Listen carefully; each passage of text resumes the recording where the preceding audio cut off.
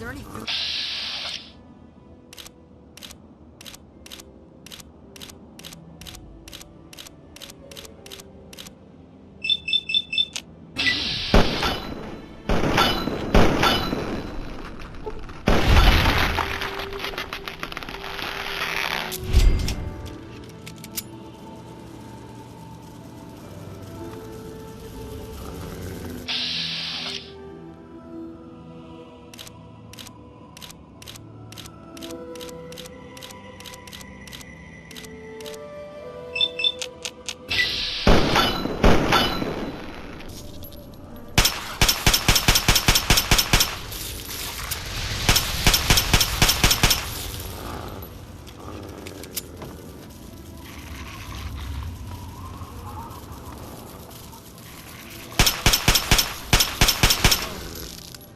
Are you like some kind of crazy person? What's this funny suction hose for? Come on, tell me already. It used to be kind of nice. No one bothered us there. I guess because we were so close to DC. There were 7 of us living there in tall, old brick houses. I think I'm the last one left. Those things took everyone else.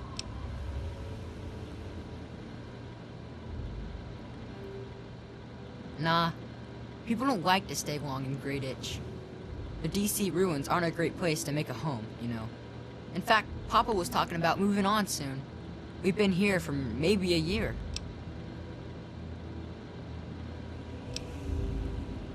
Besides me and my papa, there was Doc Lesko, who stayed with us, and Will Brandis, and his mama and papa, too. I guess they're all gone now. Alright, what is it?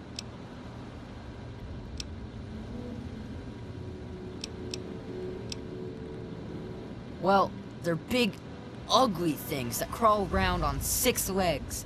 They got huge teeth and skitter around grabbing everything in their path. My papa would always say they're fucking ants. Well, that's what he used to call them anyway. I just call them fire ants.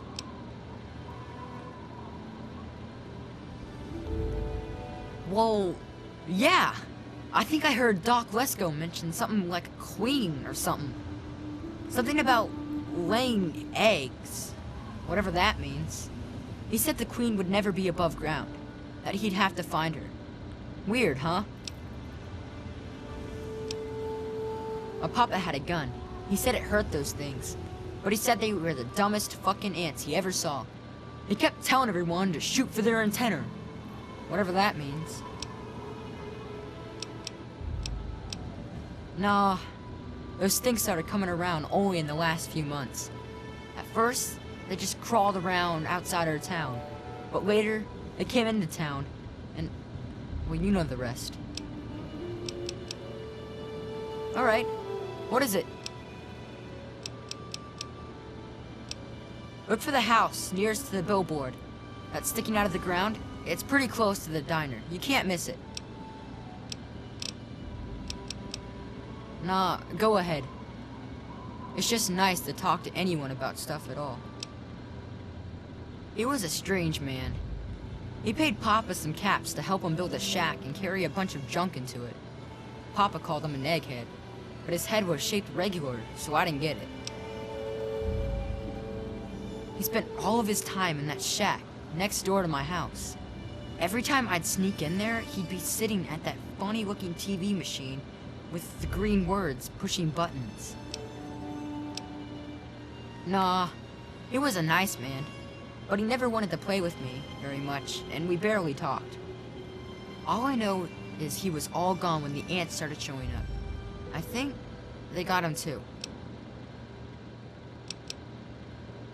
I don't know. All kinds of doohickeys. Boxes with lots of lights, some funny glass bottles. Oh wait, he had a big, clunky, shiny man too. That was kind of neat. Yeah? Well, there is Will. He was sorta my friend. And then there was his dad and his mom. Right across the street, actually. It was pretty swell having someone to hang out with so close by.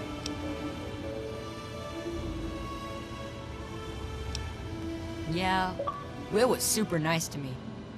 He was like a year older than me, I think. He even shared his comic books with me. We explored pretty much every bit of Greyditch we could find. I think that's why the ants don't bother me. I have good hiding spots. Well, his mom was nice too. She was kind of quiet, but she always took care of me and my papa when we came over. I think she was sad that my mom was gone. Will's dad was... well, I don't want to be mean, but he was kind of scary.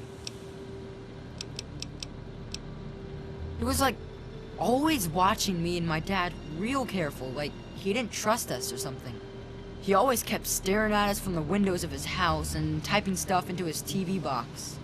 Will said his dad was like an old soldier or something, but he didn't like doing that stuff, so he quit. Yeah? Alright. What is it? Be careful, or those things might get you.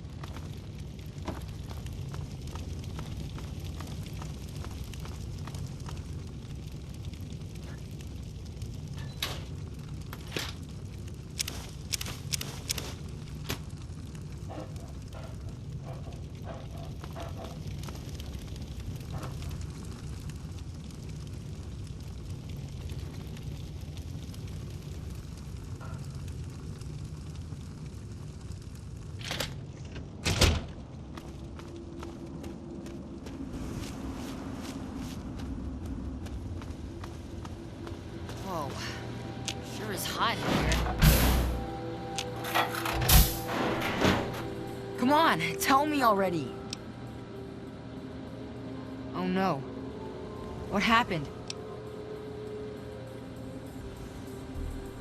He's dead? I guess I already knew. Besides, I'm too tired to cry anymore. You gotta stop it, so this can't happen to anyone else's family ever again. I wish I had met you a long time ago. And then maybe my dad would still be alive. Thanks for doing all this. I'm feeling better now that you're here. If you look around enough in Greyditch, you might find some useful stuff people left behind.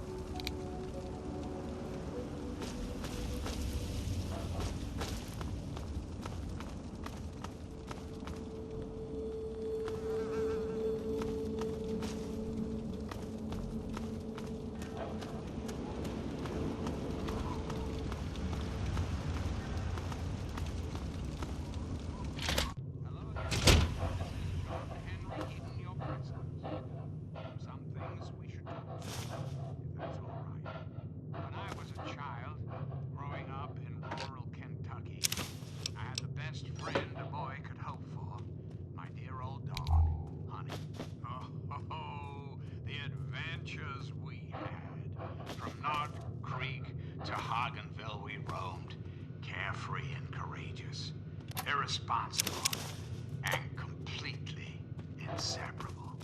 Was, for a little boy, the perfect existence. So, let me ask you, America, how many of your children can say the same? How many of this nation's youth are truly happy, truly carefree? Well, we both know the answer, don't we?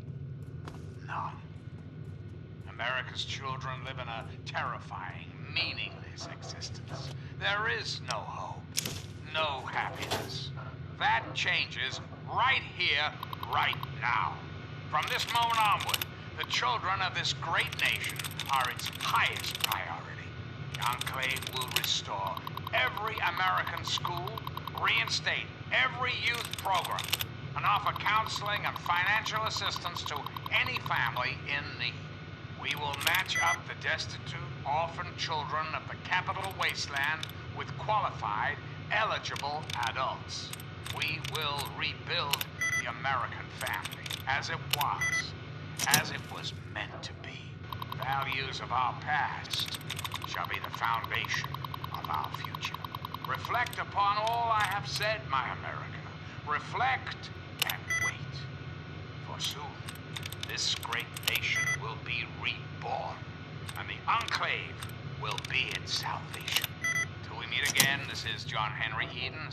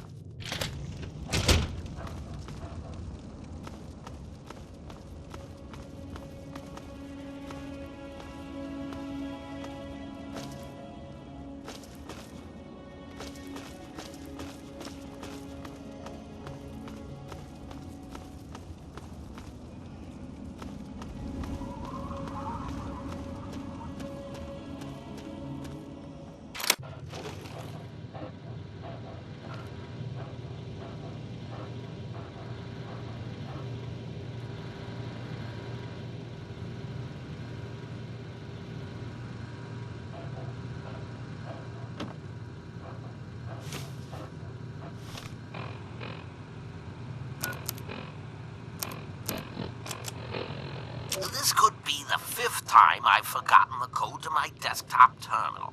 I really must learn to be more organized. The password for my terminal is Formicidae. How hard could that be for me to remember? Note to self, destroy this holotape as soon as move to new lab is complete.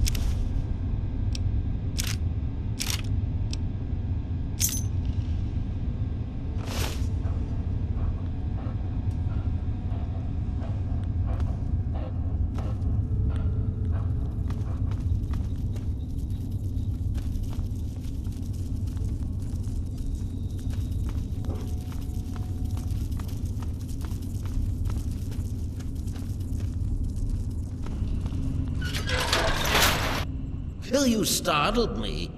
You really mustn't creep up on people like that.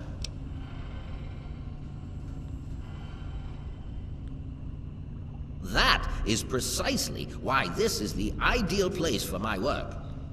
Do you realize you're trampling about in a delicately balanced and highly sensitive experimentation area?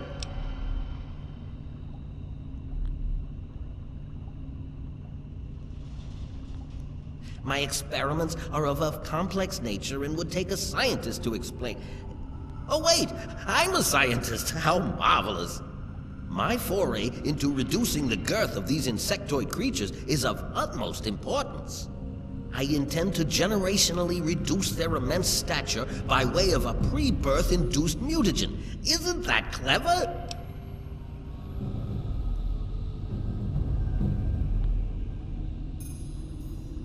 My word, you understand perfectly. How marvelous!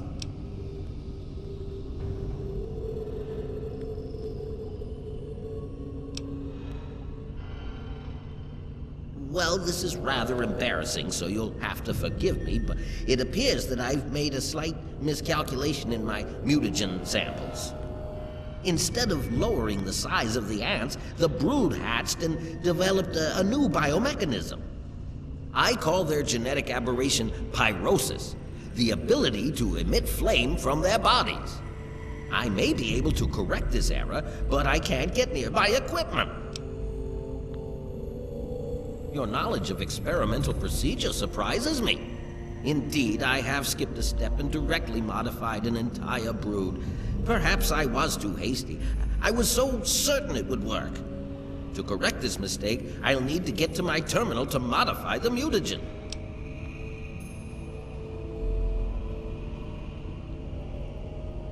Since you've offered, allow me to elaborate. My portable terminal is set up in the hatchery chamber near the Ant Queen. If I can reach it, I can continue to work on improving the mutagen.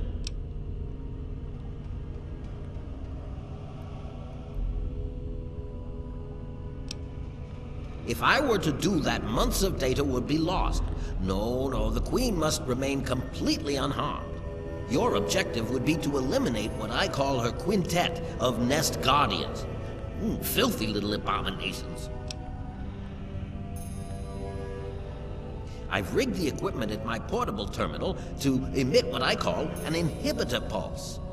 Once I send this pulse, all of the remaining ants will lose their empathic link with the Queen and frenzy, destroying each other in the process. So, that's all there is to it. What do you say?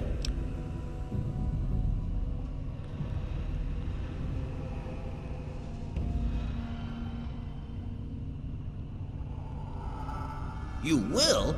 How marvelous! Be careful, my friend. The nest guardians can be quite tenacious.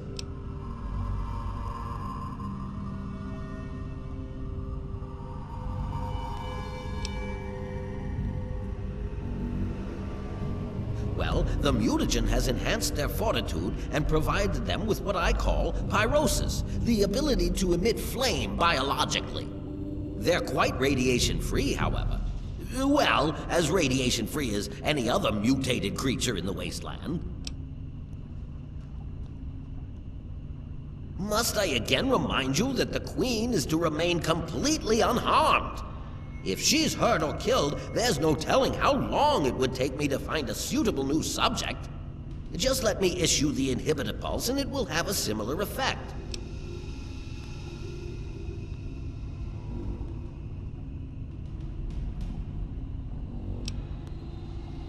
Playing with genetic codes isn't simple. Do you realize one tiny tweak at any point in the last million years could have completely changed us? Going from attempting to change their size to generating their pyrosis ability is no surprise at all. I'm afraid they are not susceptible to anything I can think of that wouldn't harm the garden variety giant ant. Just aim for their antennae if you can. It will confuse them quite a bit.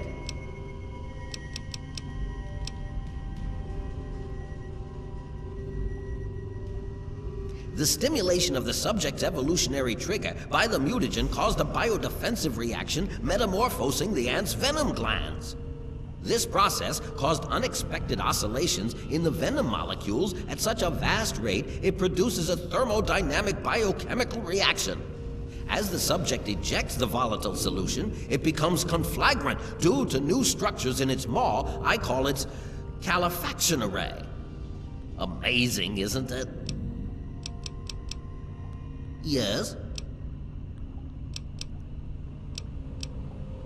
Far too curious. His incessant questioning would often come when I was the most absorbed with my calculations. He had no regard for the importance of my work.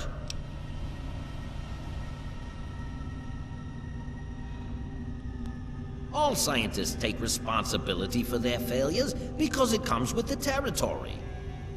I will take this experimentation to completion without roosting on the moral high ground.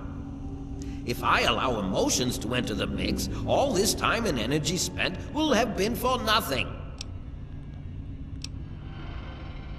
You have your ideals and I have mine. I'm down here to complete my experiments at any cost.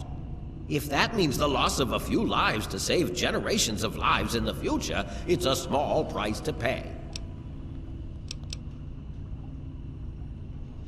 I can't risk leaving this place. I have to continue monitoring the hatchery for any further mutations in the next brood. I have no time for children and their petty games. What do they know about the importance of my work? Yes?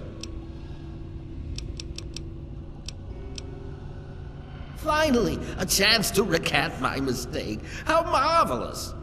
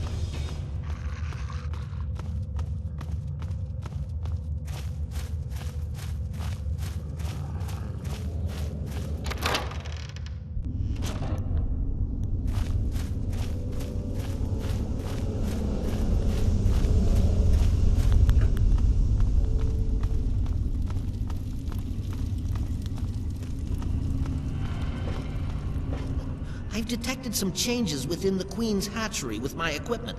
What's transpired? Oh, how marvelous. Please, tell me what happened. Then I will proceed to my portable terminal at once and make the necessary changes to the formula. Thanks very much for everything. You've been quite a useful lab assistant. How marvelous! Which injection did you want? Will it be the ant sight or ant might?